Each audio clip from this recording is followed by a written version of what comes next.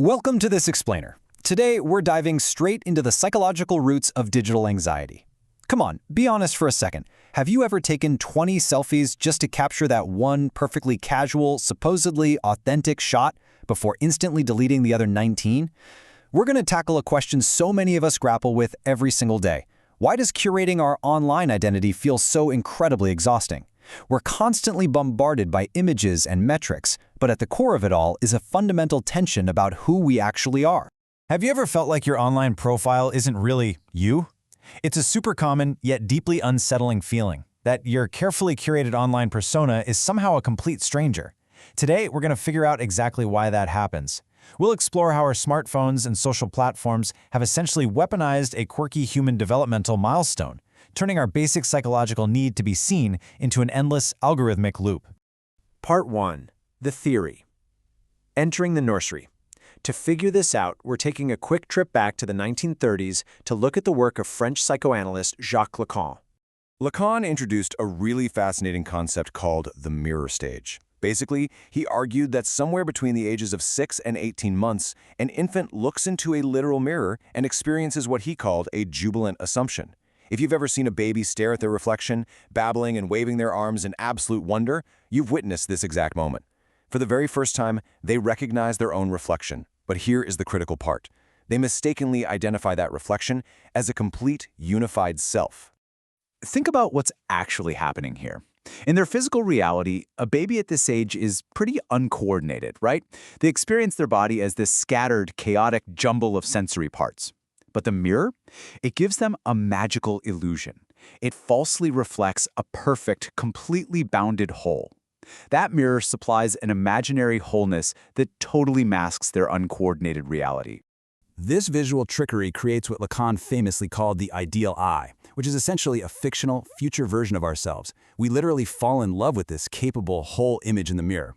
The catch? It doesn't actually exist. So we end up trapped in this lifelong, anxious chase to become a perfect image that isn't even real. Part 2. The Application. From nursery mirrors to algorithmic screens. So how on earth do theories from the 1930s explain our scrolling habits today? This is where it gets wild. Think about the physical nursery mirror of Lacan's time. It was a static piece of glass, just a passive, unedited reflection of reality. Now, compare that to our primary tool for self-recognition today, the high-definition smartphone screen.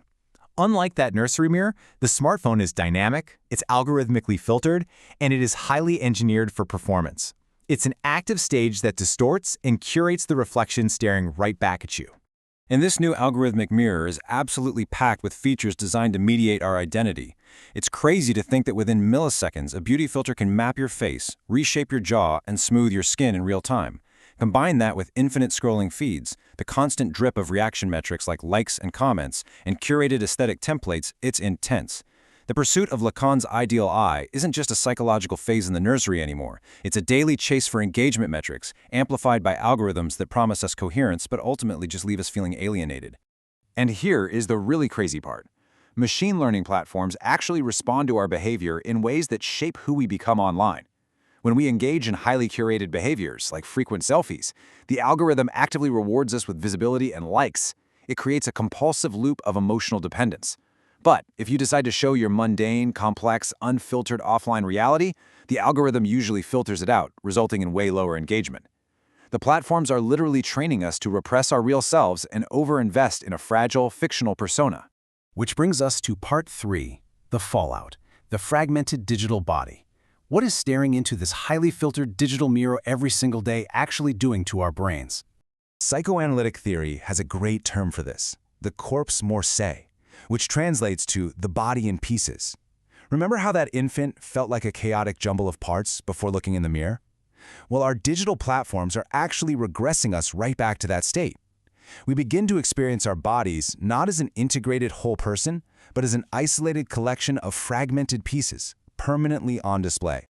We get caught in this intense cycle of visual self-objectification. First, apps like TikTok literally crop us into pieces on a vertical screen. It's just a hand doing makeup or a torso doing a dance challenge. Second, Automated filters apply aesthetic corrections specifically to those fragments. And finally, we start evaluating our self-worth based entirely on how the internet judges those isolated pieces. We're constantly monitoring these fragments against an impossible, algorithmically generated standard. The neurological fallout from this is huge. Because we see these edited fragments so repeatedly, our brain's baseline expectation actually shifts. Your brain literally rewires itself to expect the filter. So when you wake up and look in a regular bathroom mirror, your real, unfiltered physical body feels wrong. It triggers an error signal that generates genuine disgust or shame. Clinicians are actually calling this phenomenon selfie dysmorphia. Part 4. Breaking the loop. Escaping the imaginary. How do we stop chasing a ghost? How do we stop chasing an image that doesn't exist? The research suggests a few practical ways to decenter the image. First off, digital literacy is basically self-care now. We need to be super aware of how these platforms are deliberately designed to trigger vanity. We should really pause and ask why before we hit post. Another really interesting strategy from the sources, using augmented reality avatars. I know it sounds a little sci-fi, but interacting through an avatar lets you express your identity without the heavy burden of physical self-objectification. It gives your brain a much-needed break. And finally, we can demand interface changes, like getting rid of visible like counts entirely, to stop gamifying our identities. I'm going to leave you with this to ponder as we wrap up this explainer. If our digital image is an unachievable fiction, an ideal I constantly engineered for algorithmic engagement, are we really the ones creating our online avatars? Or have those avatars started creating us?